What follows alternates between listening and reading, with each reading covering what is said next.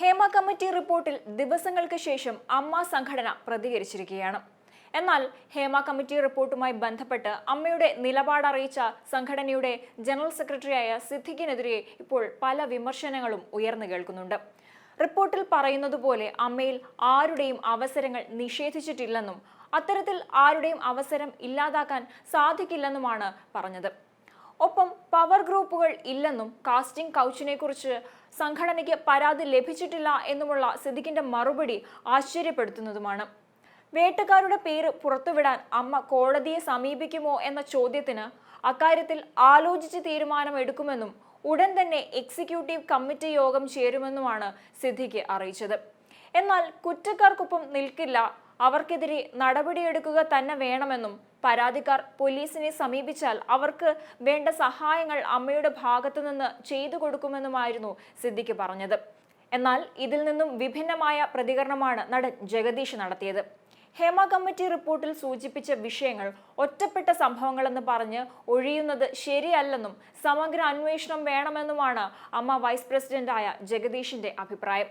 ഒറ്റപ്പെട്ട സംഭവങ്ങളെന്ന് വിശേഷിപ്പിച്ച സിദ്ദിഖിന്റെ നിലപാടിനെയാണ് ജഗദീഷ് തിരുത്തിയത്.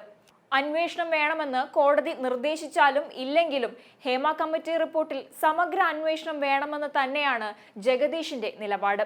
പ്രസിഡന്റ് പറയുന്നത് ഗണേഷ് കുമാർ സംസ്ഥാന മന്ത്രിസഭയുടെ ഒരു അംഗമാണ്.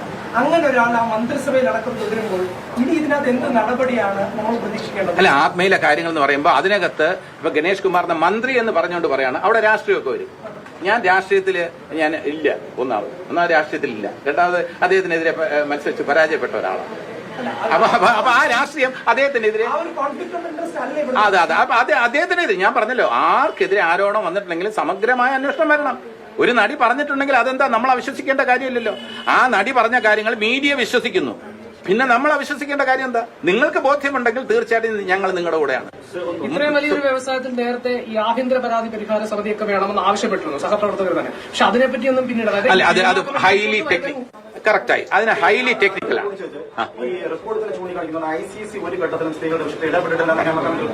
ഞാൻ പറയാം അതിന് വ്യക്തമാക്കാൻ ഞാൻ പറയുന്ന മറുപടി നിങ്ങൾ കറക്റ്റ് ചെയ്ത് ഇങ്ങനെ തന്നെ കോട്ട് ചെയ്യണം. കാരണം ഇന്റേണൽ ഈ ഡിസിപ്ലിൻ കമ്മിറ്റി എന്ന് പറയുന്നത് അതില് ഒരു എന്താ പറയുക നിയമപരമായിട്ടുള്ള അങ്ങോട്ടും ഇങ്ങോട്ടും നമുക്ക് എക്സ്ക്യൂസുകൾ പറയാവുന്ന രീതിയിൽ പഴുതുകളുള്ള ഒരു സംവിധാനമാണ്. യഥാർത്ഥത്തിൽ ഒരു തൊഴിലിടത്തിൽ ഒരു ഫാക്ടറിയിൽ ആണെങ്കിൽ നമുക്ക് ഇതേപോലെ ഈ കമ്മിറ്റി രൂപീകരിക്കാം. ഇത് ഓരോ സെറ്റിലും ഓരോ ഗ്രൂപ്പ് ഓഫ് ആൾക്കാരാണ്. അപ്പൊ ഞാൻ അഭിനയിക്കുന്ന ഒരു ചിത്രം, ഞാൻ അഭിനയിക്കുന്ന ഒരു ചിത്രത്തില് ആ ചിത്രത്തില് ഈ കമ്മിറ്റി 3 പേരായിരിക്കും. അടുത്ത ഓരോ സിനിമയിലും ഓരോ കമ്മിറ്റി വരും. അത് വേണോ? ഇൻഡസ്ട്രിക്ക് മൊത്തമായിട്ട് അഭിനേതാക്കളുടെ ഒരു റെപ്രസെന്റേറ്റീവ്, ഫെഫ്കയുടെ ഒരു റെപ്രസെന്റേറ്റീവ്, പ്രൊഡ്യൂസേഴ്സിന്റെ ഒരു റെപ്രസെന്റേറ്റീവ്, അല്ലെങ്കിൽ കൂടുതൽ എണ്ണം കൂടിക്കോട്ടെ, എല്ലാവർക്കും പ്രാതിനിധ്യമുള്ള ഒരു ഇന്റേണൽ കമ്മിറ്റി വന്നാൽ നന്നായിരിക്കും. ഇല്ലെങ്കിൽ ഇപ്പൊ പറഞ്ഞുകൊണ്ടിരിക്കുന്നത് വെച്ചിരുന്നാൽ അമ്മയ്ക്ക് അങ്ങനെ കോൺസ്റ്റിറ്റ്യൂട്ട് ചെയ്യേണ്ട കാര്യമില്ല. എന്നാൽ പോലും ഇനി അതല്ല, ഈ സാഹചര്യത്തിൽ ഹേമ കമ്മിറ്റി റിപ്പോർട്ട് വന്ന സാഹചര്യത്തിൽ അമ്മയിൽ ഇതേപോലെ പരാതി ബോധിപ്പിക്കാനുള്ള ഒരു സംവിധാനം പ്രൊഡ്യൂസേഴ്സ് അല്ല അതാത് സംഘടനകൾ തന്നെ കോൺസ്റ്റിറ്റ്യൂട്ട് ചെയ്യണം എന്നാണ് പൊതുജന വികാരം അല്ലെങ്കിൽ പൊതുവികാരമെങ്കിൽ അതും പരിഗണിക്കാം. വലിയ സംശയം തോന്നുന്ന ഒരു കാര്യമുണ്ട്. അതായത് ഇതുവരെ അമ്മയ്ക്ക് ഒരു പരാതിയും കിട്ടിയിട്ടില്ല എന്ന് അംഗം ആവർത്തിക്കുന്നുണ്ട്, ഭാരവാഹികളും ആവർത്തിക്കുന്നുണ്ട്. ഒരു പരാതി കിട്ടിയിട്ടുള്ളത് പരിശോധിക്കുമെന്ന് പറയും. 5 വർഷം മുമ്പ് ഏതാനും നടിമാർ അല്ലെങ്കിൽ താരങ്ങൾ, അവർക്കൊപ്പം ചില വനിതാ പ്രവർത്തകർ എല്ലാവരും കൂടി WCC എന്ന സംഘടന രൂപീകരിച്ച് വലിയ രീതിയിൽ ചില ആരോപണങ്ങൾ ഉന്നയിക്കുന്നുണ്ട്. ആ ആരോപണങ്ങൾ പരാതികളല്ലേ? ഈ അമ്മയും കുഞ്ഞുങ്ങളും എന്തൊക്കെയാണല്ലോ താങ്കൾ? അല്ല, തീർച്ചയായിട്ടും ആ കുഞ്ഞുങ്ങൾ അവർ ഈ പരാതി ഉന്നയിച്ചപ്പോൾ അമ്മയ്ക്ക് മുമ്പിൽ വന്ന പരാതികളല്ലേ? WCC ഉന്നയിക്കുന്ന കാര്യങ്ങൾ തീർച്ചയായിട്ടും പരിഗണിക്കപ്പെടേണ്ടതാണ്. WCC പരാതി തന്നിട്ടുള്ളത് അമ്മയ്ക്കല്ല. WCC പരാതി രേഖപ്പെടുത്തിയത് സർക്കാരിനാണ്. ആ പരാതിയുടെ അടിസ്ഥാനത്തിലാണ് ഹേമ കമ്മിറ്റി കോൺസ്റ്റിറ്റ്യൂട്ട് ചെയ്തത്. ഇനിയും WCCക്ക് അമ്മയ്ക്കെതിരെ അല്ലെങ്കിൽ അമ്മയുടെ അംഗങ്ങൾക്കെതിരെ എന്തെങ്കിലും തെളിവുകൾ സഹിതമുള്ള ആരോപണം ഉണ്ടെങ്കിൽ വീണ്ടും അവരൊന്നും എഴുതി തരണമെന്നില്ല. അത് സമഗ്രമായ അന്വേഷണത്തിന് വിധേയമാണ്. നേരത്തെ പറഞ്ഞൊരു കാര്യമുണ്ട്, അതായത് ആക്രമിക്കപ്പെട്ട നടിക്ക് നീതി കിട്ടണം, എല്ലാവരും അവർ കൂടെയാണ് താങ്കൾ പറഞ്ഞു. പക്ഷെ കഴിഞ്ഞ 5-6 വർഷമായി ഈ നടി മെയിൻ സ്ട്രീമിൽ പുറത്താണ്. എന്തുകൊണ്ടാണ് സംഭവിക്കുന്നത്? അപ്പോൾ പിന്നെ എങ്ങനെ നീതി കിട്ടണം എന്ന് പറയുന്നത് എത്രമാത്രം ആത്മാർത്ഥത അമ്മയ്ക്കുണ്ട് ഈ വിഷയത്തിൽ? അല്ലെ, മെയിൻ സ്ട്രീമിന് പുറത്താണ് എന്നുള്ള രീതിയിൽ ഞാൻ വിശ്വസിക്കുന്നില്ല. ഇപ്പോൾ തന്നെ ആക്രമിക്കപ്പെട്ട നടിയുടെ ഒരു ചിത്രം റിലീസാകാൻ പോവാൻ. ഷാജി കൈലാസിന്റെ സംവിധാനത്തിൽ. അപ്പൊ മെയിൻ സ്ട്രീമിന് പുറത്തല്ല, അത് പിൻവലിക്കണം. വളരെ ഒരു വലിയ പ്രോജക്റ്റ് തന്നെ ആക്രമിക്കപ്പെട്ട നായികയായിട്ട് വരുന്നുണ്ട്. അപ്പം അങ്ങനെ മെയിൻ സ്ട്രീമിൽ നിന്ന് ആരെങ്കിലും ഒഴിവാക്കി എന്ന് തോന്നുന്നുണ്ടെങ്കിൽ, ആ തോന്നുന്നു എന്ന് പറയുമ്പോൾ അതിനെ ചോദ്യം ചെയ്യാൻ എനിക്ക് അവകാശമില്ല. പക്ഷേ അതില് ഈ കാസ്റ്റിംഗ് എന്നൊക്കെ പറയുന്നത് സാധാരണഗതിയിൽ സംവിധായകരും നിർമ്മാതാക്കളും ഒക്കെയാണ്. അല്ലാതെ ഈ നടന്മാരെല്ലാവരും ഇന്നാര് വേണം എന്നൊക്കെ പറയുന്നു എന്ന് പറയുന്നത് ആരെങ്കിലും പറയുമ്പോൾ അവരുടെ വാക്കുകൾ നമുക്ക് കേൾക്കാമെന്നുള്ളതിൽ കവിഞ്ഞ് പൊതുവെ അതിനെ ഒരു പൊതുവൽക്കരണം, ഒരു ജനറലൈസേഷൻ നടത്തുന്നത് ശരിയല്ല. എന്നെ വിളിക്കുന്നത് ഒരു പ്രോജക്റ്റ് ഓണായി, അതിൽ സംവിധായകനും തിരക്കഥാകൃത്തും സംവിധായകനും കൂടി ഇരുന്ന് പ്രിലിമിനറി മീറ്റിംഗിൽ അവർ ഇന്ന റോൾ ആര് ചെയ്താൽ നന്നായിരിക്കും ചോദ്യം ഉയർന്നതിന് ശേഷം അത് ജഗദീഷ് ചെയ്താൽ നന്നാവുന്നുണ്ടെങ്കിൽ എന്നെ വിളിക്കും. അപ്പൊ ഞാൻ പോകും. അതിന് മുമ്പുള്ള ഒരു ഡിസിഷനോ ഗൂഢാലോചനയോ പവർ കമ്മിറ്റിയോ അല്ലെങ്കിൽ പവർ ഗ്രൂപ്പോ അങ്ങനെയൊന്നും ഉണ്ട്. ഹേമ കമ്മിറ്റിയുടെ മുൻപിൽ പറഞ്ഞിട്ടുള്ള പ്രസന്റ് ചെയ്തിട്ടുള്ള കാര്യങ്ങളൊന്നും തന്നെ അമ്മയുടെ ശ്രദ്ധയിൽപ്പെട്ടിട്ടില്ല. അമ്മയ്ക്കൊരു പരാതിയായി ലഭിച്ചിട്ടില്ല. അതിന്റെ അർത്ഥം ഇങ്ങനെ ഒരു സംഭവം നടന്നിട്ടില്ല എന്നല്ല. നടന്നിട്ടുണ്ടാകാം.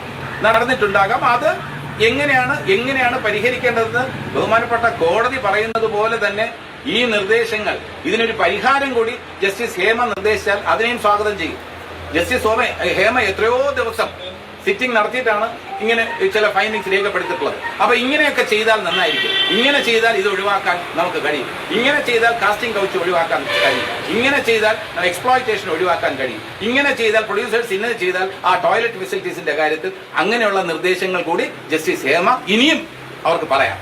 അവരത്രയും റെസ്പെക്റ്റഡ് ഒരു പേഴ്സൺ ആയതുകൊണ്ട് ഞാൻ പറയാണ്, ജസ്റ്റിസ് ഹേമ കുറെ നിർദ്ദേശങ്ങൾ അടിയന്തരമായി സൊല്യൂഷൻസ് കൂടി വയ്ക്കണം എന്നുള്ളതാണ് ഈ കാര്യത്തിൽ എനിക്ക് ഏറ്റവും കൂടുതൽ റിക്വസ്റ്റ് ചെയ്യാനുള്ളത്. കാരണം അവരുടെ ഫൈൻഡിങ്സ് എല്ലാം സ്വാഗതം ചെയ്യുന്നു. അപ്പൊ അവർക്ക് റെസ്പോൺസിബിലിറ്റി ഉണ്ട്.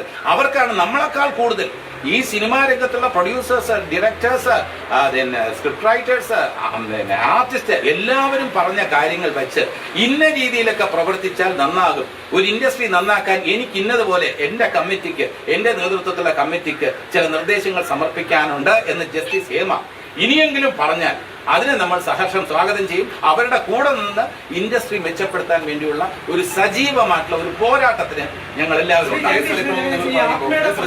സർക്കാർ ഒരു കാര്യമുണ്ട്. ഇതിനകത്ത് ഇത് ഒരു പരാതിയായിട്ട് വന്നാൽ മാത്രമേ കേസെടുത്ത് അന്വേഷിക്കാൻ പറ്റുകയുള്ളൂ. അതിന്റെ മറുപടി പറഞ്ഞു കഴിഞ്ഞു. അതിനെക്കുറിച്ച് അത് ഹൈക്കോടതിയിൽ ഞാൻ പറഞ്ഞില്ല, സീൽഡ് കവറിൽ ഹൈക്കോടതിയിൽ വെച്ചിരിക്കുകയാണ്. ഹൈക്കോടതിയുടെ നിർദ്ദേശപ്രകാരം നമ്മൾ തീർച്ചയായിട്ടും അതിന്റെ കൂടെ ഉണ്ടാവും. അബദ്ധമാണെന്ന് പറഞ്ഞല്ലോ. ഏതാ ഒരു നടികൾക്ക് പരാതി കിട്ടിയ അബദ്ധമാണെന്ന് പറഞ്ഞല്ലോ. അല്ല, ഇപ്പൊ ഏതായിരുന്നാലും ശരി, ഇപ്പൊ ഞാൻ പറഞ്ഞല്ലോ, അവരവരുടെ അനുഭവമാണ്. അവരവരുടെ അനുഭവത്തിന്റെ വേദനയിൽ ഉൾക്കൊണ്ട് പറയുന്ന കാര്യങ്ങളെ പരിഹസിക്കാൻ പാടില്ല. അവരുടെ വേദന അവർക്കല്ലേ അറിയാൻ പറ്റുള്ളൂ. ആ വേദന അവർ അവസരം നിഷേധിക്കപ്പെട്ടു എന്നൊരു നടി പറയുമ്പോൾ അത് നമ്മൾ വിശ്വസിക്കണം. അങ്ങനെ നടന്നിട്ടുണ്ടെന്നുള്ളത് നമ്മൾ അന്വേഷിക്കണം. ഇങ്ങനെ അവസരം നിഷേധിച്ചത് ആര് എന്ന ചോദ്യത്തില് ആ വ്യക്തി ഇതേപോലെ എന്തുകൊണ്ടാണ് നിഷേധിച്ചത് എന്ന് ചോദിച്ച് മനസ്സിലാക്കാനുള്ള ഉത്തരവാദിത്വം കൂടെ നമുക്കുണ്ട്. അല്ല, ഈ ആത്മയുടെ പ്രസിഡന്റ് എന്ന് പറയുന്നത് ഗണേഷ് കുമാർ സംസ്ഥാന മന്ത്രിസഭയുടെ ഒരു അംഗമാണ്. അങ്ങനെ ഒരാൾ ആ മന്ത്രിസഭയിൽ അടക്കം തുടരുമ്പോൾ ഇനി ഇതിനകത്ത് എന്ത് നടപടിയാണ് നമ്മൾ പ്രതീക്ഷിക്കേണ്ടത്? അല്ല, ആത്മയിലെ കാര്യങ്ങൾ എന്ന് പറയുമ്പോൾ അതിനകത്ത് ഇപ്പൊ ഗണേഷ് കുമാറിന്റെ മന്ത്രി എന്ന് പറഞ്ഞുകൊണ്ട് പറയാണ്, അവിടെ രാഷ്ട്രീയമൊക്കെ വരും. ഞാൻ രാഷ്ട്രീയത്തില് ഇല്ല. ഒന്നാമത് രാഷ്ട്രീയത്തിലില്ല. രണ്ടാമത് അദ്ദേഹത്തിനെതിരെ മത്സരിച്ച് പരാജയപ്പെട്ട ഒരാളാണ്. അപ്പൊ ആ രാഷ്ട്രീയം അദ്ദേഹത്തിനെതിരെ അതെ അദ്ദേഹത്തിനെതിരെ ഞാൻ പറഞ്ഞല്ലോ, ആർക്കെതിരെ ആരോപണം വന്നിട്ടുണ്ടെങ്കിലും സമഗ്രമായ അന്വേഷണം വരണം. ഒരു നടി പറഞ്ഞിട്ടുണ്ടെങ്കിൽ അതെന്താ നമ്മൾ അവിശ്വസിക്കേണ്ട കാര്യമില്ലല്ലോ. ആ നടി പറഞ്ഞ കാര്യങ്ങൾ മീഡിയ വിശ്വസിക്കുന്നു. പിന്നെ നമ്മൾ അവിശ്വസിക്കേണ്ട കാര്യം എന്താ? നിങ്ങൾക്ക് ബോധ്യമുണ്ടെങ്കിൽ തീർച്ചയായിട്ടും ഞങ്ങൾ നിങ്ങളുടെ കൂടെയാണ്. ഇത്രയും വലിയൊരു വ്യവസായത്തിൽ നേരത്തെ ഈ ആഭ്യന്തര പരാതി പരിഹാര സമിതിയൊക്കെ വേണമെന്ന് ആവശ്യപ്പെട്ടിരുന്നു സഹപ്രവർത്തകർ തന്നെ. പക്ഷെ അതിനെപ്പറ്റിയൊന്നും പിന്നീട് അത് ഹൈലി കറക്റ്റായി, അതിന് ഹൈലി ടെക്നിക്കലാണ്.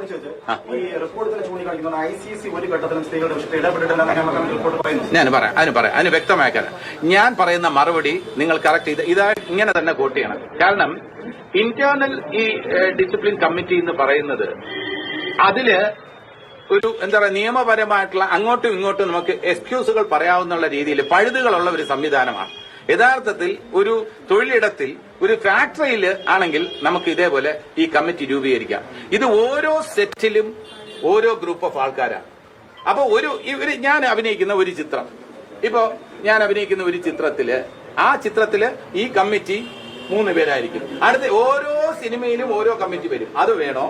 ഇൻഡസ്ട്രിക്ക് മൊത്തമായിട്ട് അഭിനേതാക്കളുടെ ഒരു റെപ്രസെന്റേറ്റീവ്, പ്രൊഡ്യൂസേഴ്സിന്റെ ഒരു റെപ്രസെന്റേറ്റീവ്, സ്റ്റേറ്റ് ഗവൺമെന്റിന്റെ ഒരു റെപ്രസെന്റേറ്റീവ്, ഫെഫ്കയുടെ ഒരു റെപ്രസെന്റേറ്റീവ്, പ്രൊഡ്യൂസേഴ്സിന്റെ ഒരു റെപ്രസെന്റേറ്റീവ്, അല്ലെങ്കിൽ കൂടുതൽ എണ്ണം കൂടിക്കോട്ടെ, എല്ലാവർക്കും പ്രാതിനിധ്യമുള്ള ഒരു ഇന്റേണൽ കമ്മിറ്റി വന്നാൽ നന്നായിരിക്കും. ഇല്ലെങ്കിൽ ഇപ്പൊ പറഞ്ഞുകൊണ്ടിരിക്കുന്നത് വെച്ചിരുന്നാൽ അമ്മയ്ക്ക് അങ്ങനെ കോൺസ്റ്റിറ്റ്യൂട്ട് ചെയ്യേണ്ട കാര്യമില്ല. എന്നാൽ പോലും ഇനി അതല്ല, ഈ സാഹചര്യത്തിൽ ഹേമ കമ്മിറ്റി റിപ്പോർട്ട് വന്ന സാഹചര്യത്തിൽ അമ്മയിൽ ഇതേപോലെ പരാതി ബോധിപ്പിക്കാനുള്ള ഒരു സംവിധാനം പ്രൊഡ്യൂസേഴ്സ് അല്ല, അതാത് സംഘടനകൾ തന്നെ കോൺസ്റ്റിറ്റ്യൂട്ട് ചെയ്യണം എന്നാണ് പൊതുജന വികാരം അല്ലെങ്കിൽ പൊതുവികാരമെങ്കിൽ അതും പരിഗണിക്കാം.